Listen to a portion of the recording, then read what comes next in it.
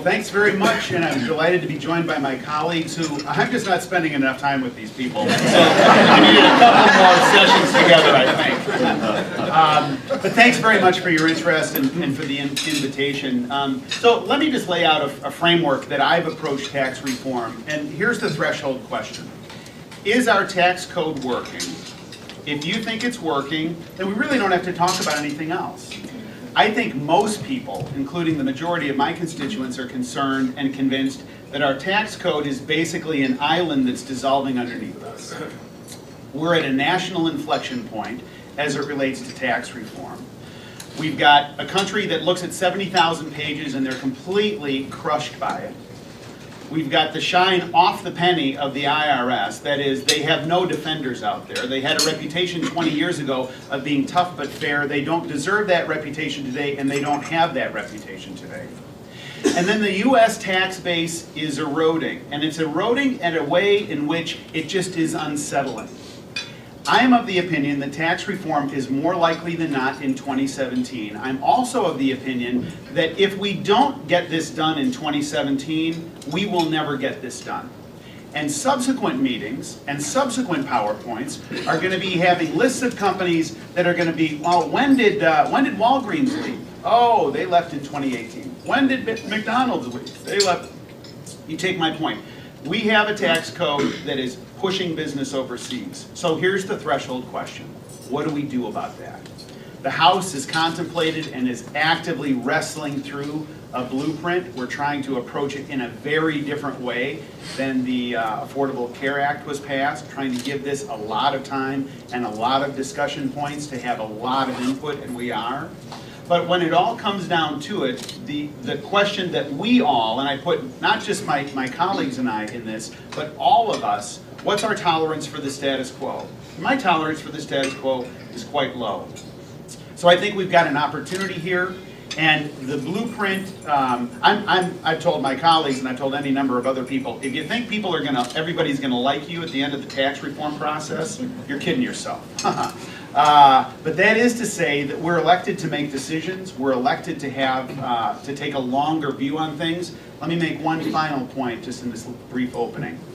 I had an interaction outside of the Ways and Means meeting room a couple of weeks ago with a CEO of a company that was concerned about our approach and concerned about border adjustment.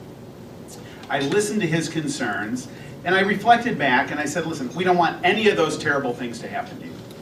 And I walked through why I thought none of those terrible things were going to happen to him. But I said, isn't it interesting that the current tax code in part is complicit with creating a situation where all of your supply lines are overseas?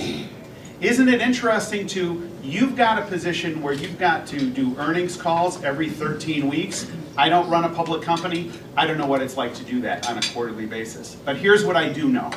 Way down deep in your heart, you do not want your policymakers thinking about things on a 13-week horizon. You don't. What you really want me to do and my colleagues to do is to take a longer horizon.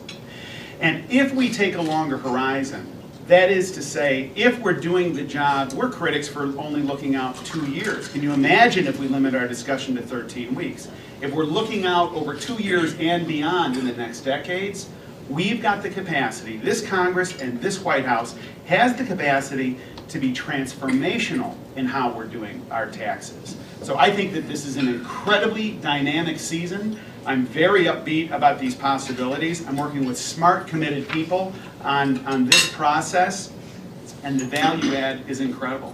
So let me just stop there and yield to my friend from Cleveland, Mr. Renacci, but I'm really looking forward to continuing the dialogue this morning, and thank you for the invitation.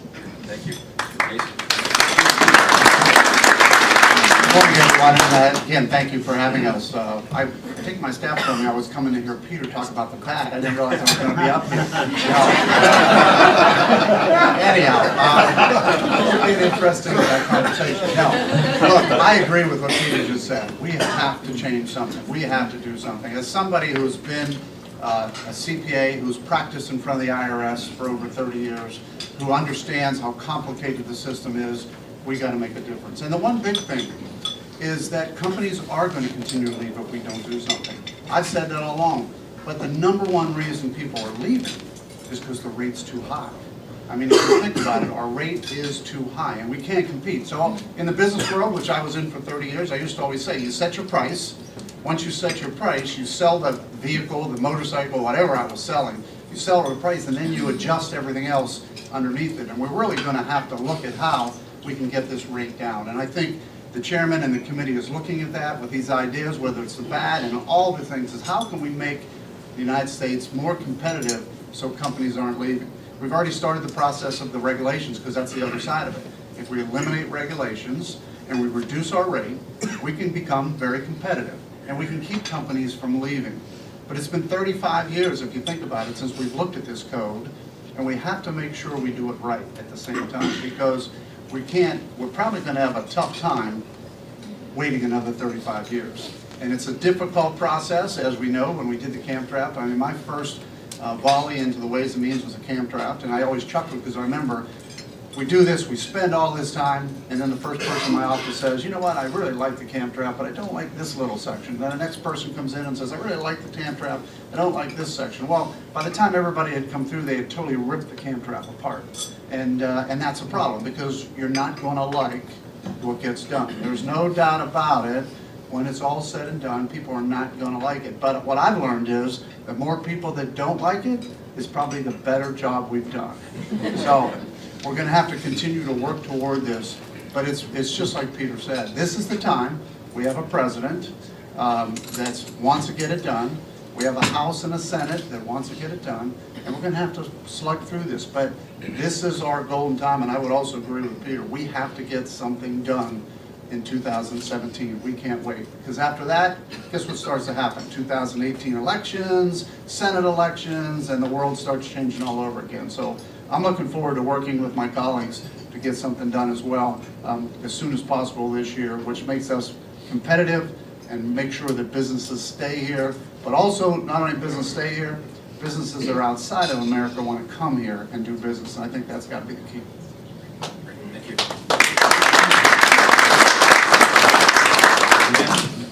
Well, good morning, and thank you for allowing me to be part of this panel and to be with my colleagues working on this issue, which I reiterate a lot. Not everything's been said, but not everybody said it. So I will go through some of the same points.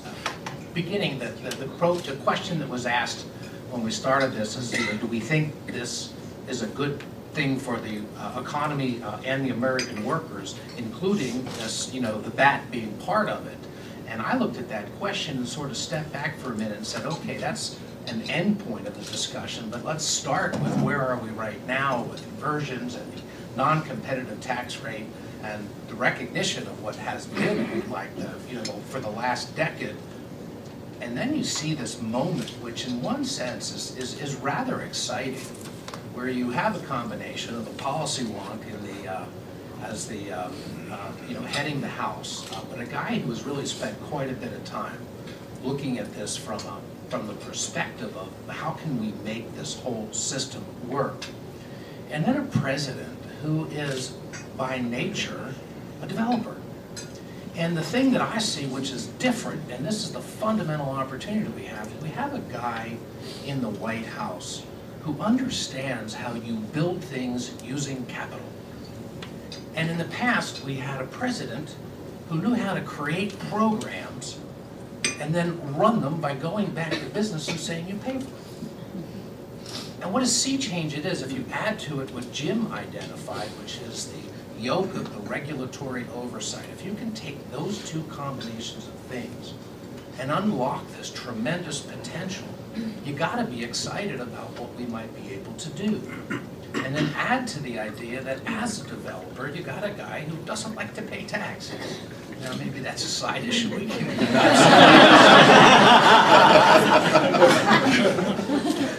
but he's looking for a way to say, okay, how do you incent others to not be sitting on their capital and protecting it from IRS grabs that are, effectuated by big programs that are trying to get into it, but how do we get that $2 trillion that's overseas? And that's the thing to me that I always look at, is you're not going back to taxpayers and saying, hey, we've got to find this money out of your pocket. It's already sitting there.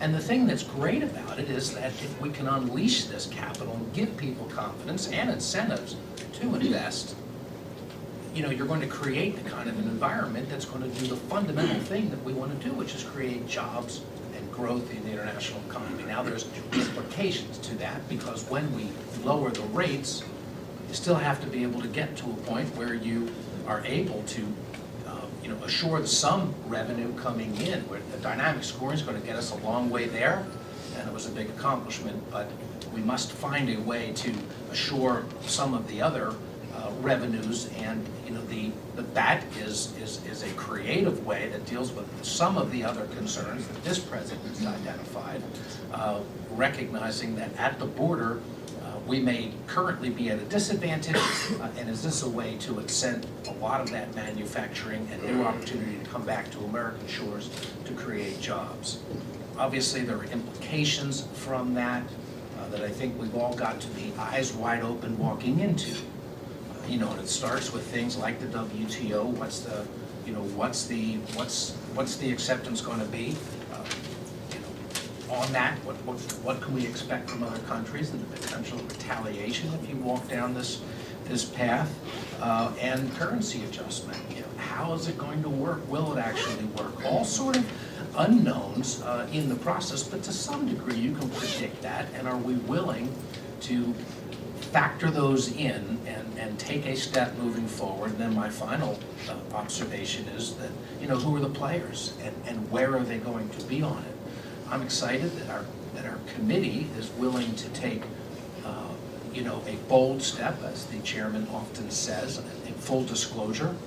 You know, I represent maybe the district that has the highest concentration of refineries that rely on foreign-based oil. And so I myself have real issues and will continue to be looking to see an issue like that addressed. So I come at it like a lot of you who are sitting here saying, well, here's my problem. I need to figure out how I get my problem addressed, but I'm not surrendering the idea that overall we have this wonderful opportunity before us. And the tax reform is a comprehensive thing. We're like upfront expensing and others, that there's a lot of good stuff that's going to get capital working again. So I'm looking forward to just pressing on. Once it gets over to the Senate, we'll see what happens.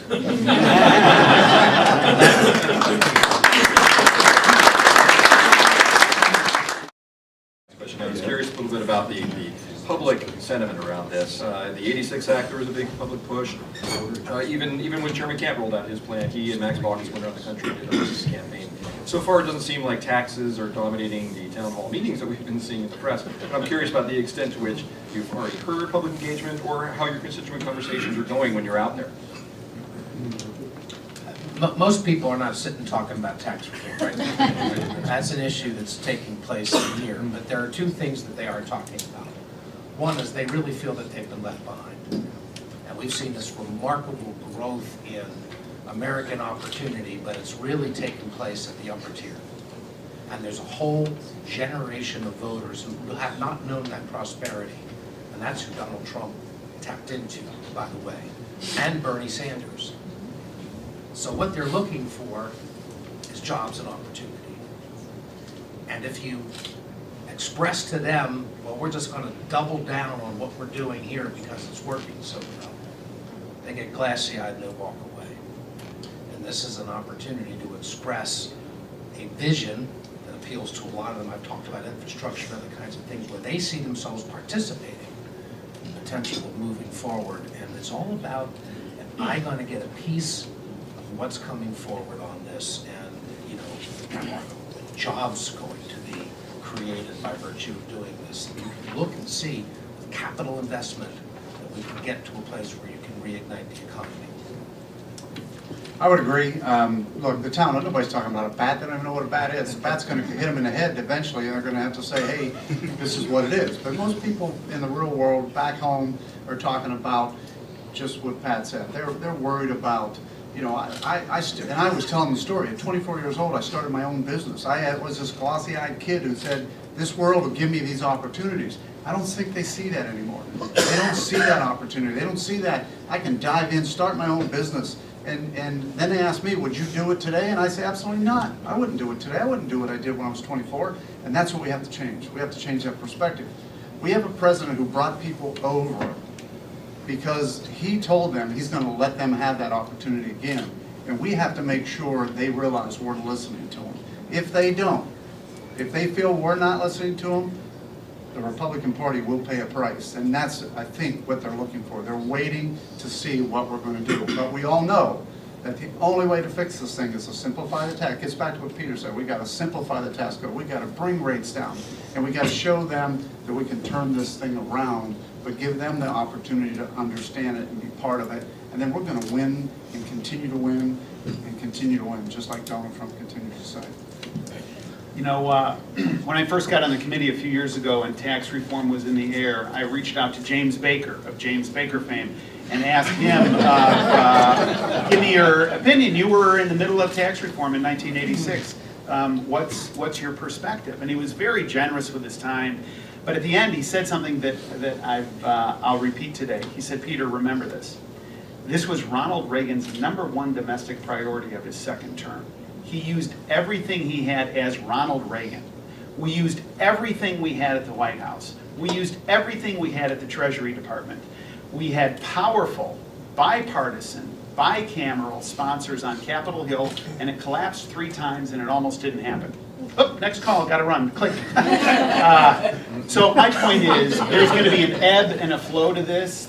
You know, the emotions are gonna be up and down, and the White House is this, and the Senate is that, and the House is thising and thating, and you know, it's all gonna be very, very interesting. And at some point, we're gonna have to come together and make a decision. And so your interest here is a very good thing, and it's heartening for us. And I just wanna let you know, I know I speak on behalf of all of our members. Thank you, thanks for the input, and continue to engage all of us on these things, because we think when it all comes down to it, we're all of one mind, whether we have different approaches on process, we're all of one mind, and that we want to make the U.S. the most competitive tax jurisdiction in the world, and the most attractive place. So thank you, Ripon, thank you, Jim, for your hospitality. You guys, thank you so much for your